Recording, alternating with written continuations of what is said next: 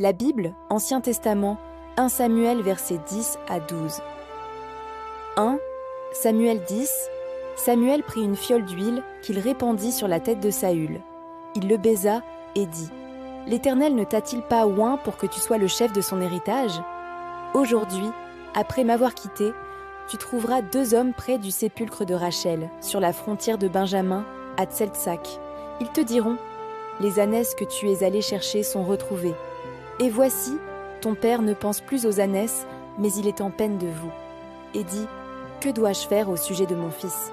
De là tu iras plus loin, et tu arriveras aux chênes de Tabor, où tu seras rencontré par 3 hommes montant vers Dieu à Béthel, et portant l'un 3 chevreaux, l'autre 3 gâteaux de pain, et l'autre une outre de vin. Ils te demanderont comment tu te portes, et ils te donneront 2 pains que tu recevras de leurs mains. Après cela, tu arriveras à Gibea Elohim, où se trouve une garnison de Philistins. En entrant dans la ville, tu rencontreras une troupe de prophètes descendant du haut lieu, précédés du luth, du tambourin, de la flûte et de la harpe, et prophétisant eux-mêmes. L'Esprit de l'Éternel te saisira, tu prophétiseras avec eux, et tu seras changé en un autre homme. Lorsque ces signes auront eu pour toi leur accomplissement, fais ce que tu trouveras à faire, car Dieu est avec toi. Puis tu descendras avant moi à Gilgal. Et voici, je descendrai vers toi pour offrir des holocaustes et des sacrifices d'action de grâce. Tu attendras 7 jours, jusqu'à ce que j'arrive auprès de toi et que je te dise ce que tu dois faire. Dès que Saül eut tourné le dos pour se séparer de Samuel, Dieu lui donna un autre cœur, et tous ces signes s'accomplirent le même jour. Lorsqu'ils arrivèrent à Gibéa, voici, une troupe de prophètes vint à sa rencontre. L'Esprit de Dieu le saisit, et il prophétisa au milieu d'eux. Tous ceux qui l'avaient connus auparavant virent qu'il prophétisait avec les prophètes. Et l'on se disait l'un à l'autre dans le peuple : Qu'est-il arrivé au fils de Kis ? Saül est-il aussi parmi les prophètes ? Quelqu'un de Gibéa répondit : Et qui est leur père ? De là le proverbe : Saül est-il aussi parmi les prophètes ? Lorsqu'il eut fini de prophétiser, il se rendit au haut lieu.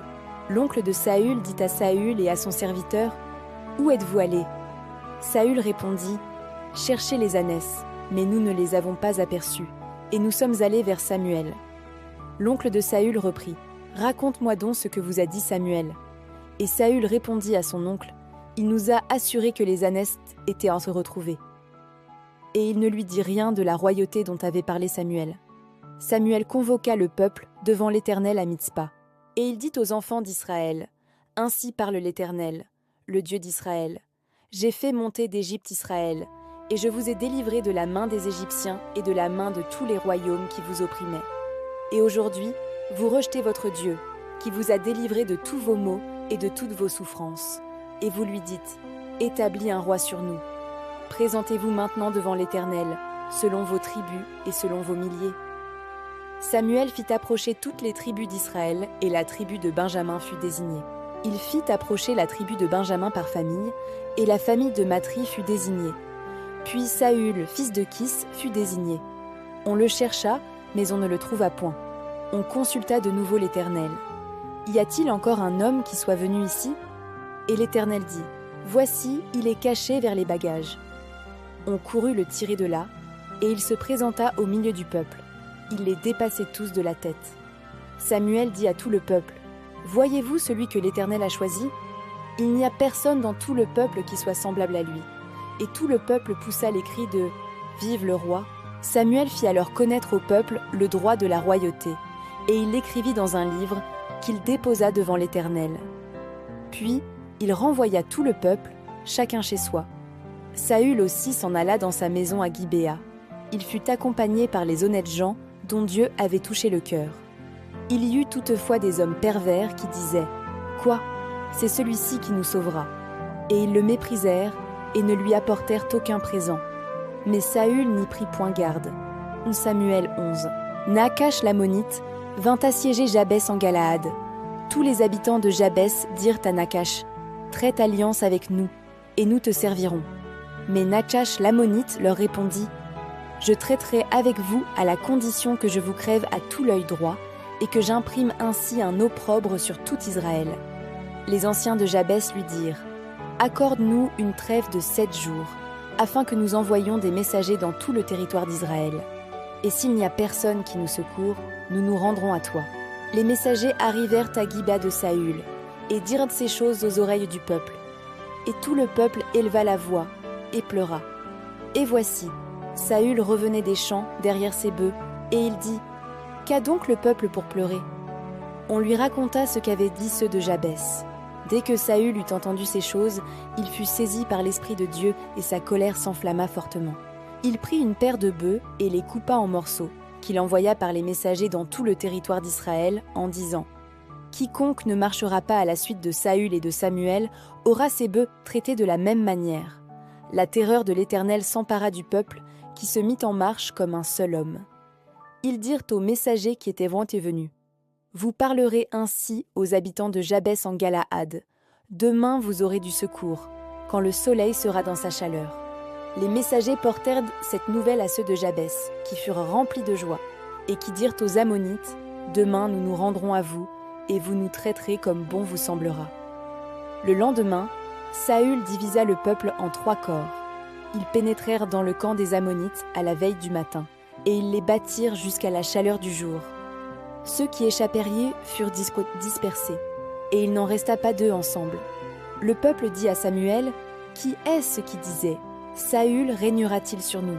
Livrez ces gens, et nous les ferons mourir. » Mais Saül dit : « Personne ne sera mis à mort en ce jour, car aujourd'hui l'Éternel a opéré une délivrance en Israël. » Et Samuel dit au peuple : « Venez, et allons à Gilgal pour y confirmer la royauté. » Tout le peuple se rendit à Gilgal, et ils établirent Saül pour roi, devant l'Éternel, à Gilgal.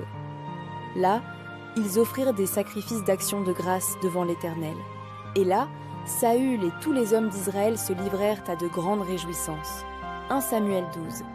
Samuel dit à tout Israël : « Voici, j'ai écouté votre voix dans tout ce que vous m'avez dit, et j'ai établi un roi sur vous. Et maintenant, voici le roi qui marchera devant vous. Pour moi je suis vieux, j'ai blanchi, et mes fils sont avec vous. J'ai marché à votre tête, depuis ma jeunesse jusqu'à ce jour. Me voici, rendez témoignage contre moi, en présence de l'Éternel et en présence de son oint. De qui ai-je pris le bœuf et de qui ai-je pris l'âne ? Qui ai-je opprimé et qui ai-je traité durement ? De qui ai-je reçu un présent pour fermer les yeux sur lui ? Je vous le rendrai. » Ils répondirent : « Tu ne nous as point opprimés et tu ne nous as point traités durement, et tu n'as rien reçu de la main de personne. » Il leur dit encore : « L'Éternel est témoin contre vous, et son oint est témoin en ce jour que vous n'avez rien trouvé dans mes mains. » Et ils répondirent : « Ils en sont témoins. » Alors Samuel dit au peuple : « C'est l'Éternel qui a établi Moïse et Aaron, et qui a fait monter vos pères du pays d'Égypte. Maintenant, présentez-vous, et je vous jugerai devant l'Éternel sur tous les bienfaits que l'Éternel vous a accordés, à vous et à vos pères. » Après que Jacob fut venu en Égypte, vos pères crièrent à l'Éternel, et l'Éternel envoya Moïse et Aaron, qui firent sortir vos pères d'Égypte et les firent habiter dans ce lieu. Mais ils oublièrent l'Éternel, leur Dieu, et il les vendit entre les mains de Sisera, chef de l'armée de Hatsor, entre les mains des Philistins et entre les mains du roi de Moab, qui leur firent la guerre. Ils crièrent encore à l'Éternel et dirent : « Nous avons péché, car nous avons abandonné l'Éternel, et nous avons servi les Baals et les Astartés. Délivre-nous maintenant de la main de nos ennemis, et nous te servirons. » Et l'Éternel envoya Jérubbaal, Bédan, Jephthé et Samuel, et il vous délivra de la main de vos ennemis qui vous entouraient, et vous demeurâtes en sécurité. Puis, voyant que Natchash, roi des fils d'Ammon, marchait contre vous, vous m'avez dit : « Non, mais un roi régnera sur nous. » Et cependant l'Éternel, votre Dieu, était votre roi. Voici donc le roi que vous avez choisi, que vous avez demandé. Voici, l'Éternel a mis sur vous un roi. Si vous craignez l'Éternel, si vous le servez, si vous obéissez à sa voix, et si vous n'êtes point rebelles à la parole de l'Éternel, vous vous attacherez à l'Éternel votre Dieu, vous et le roi qui règne sur vous. Mais si vous n'obéissez pas à la voix de l'Éternel, et si vous êtes rebelles à la parole de l'Éternel, la main de l'Éternel sera contre vous, comme elle a été contre vos pères. Attendez encore ici, et voyez le prodige que l'Éternel va opérer sous vos yeux. Ne sommes-nous pas à la moisson des blés ? J'invoquerai l'Éternel, et il enverra du tonnerre et de la pluie. Sachez alors et voyez combien vous avez eu tort aux yeux de l'Éternel de demander pour vous un roi. » Samuel invoqua l'Éternel, et l'Éternel envoya ce même jour du tonnerre et de la pluie. Tout le peuple eut une grande crainte de l'Éternel et de Samuel. Et tout le peuple dit à Samuel, « Prie l'Éternel, ton Dieu, pour tes serviteurs, afin que nous ne mourions pas. Car nous avons ajouté à tous nos péchés le tort de demander pour nous un roi. » Samuel dit au peuple, « N'ayez point de crainte. Vous avez fait tout ce mal, mais ne vous détournez pas de l'Éternel, et servez l'Éternel de tout votre cœur. Ne vous en détournez pas, sinon vous iriez après des choses de néant, qui n'apportent ni profit ni délivrance, parce que ce sont des choses de néant. L'Éternel n'abandonnera point son peuple à cause de son grand nom, car l'Éternel a résolu de faire de vous son peuple. Loin de moi aussi de pécher contre l'Éternel, de cesser de prier pour vous. Je vous enseignerai le bon et le droit chemin. Craignez seulement l'Éternel, et servez-le fidèlement de tout votre cœur. Car voyez quelle puissance il déploie parmi vous. Mais si vous faites le mal, vous périrez, vous et votre roi.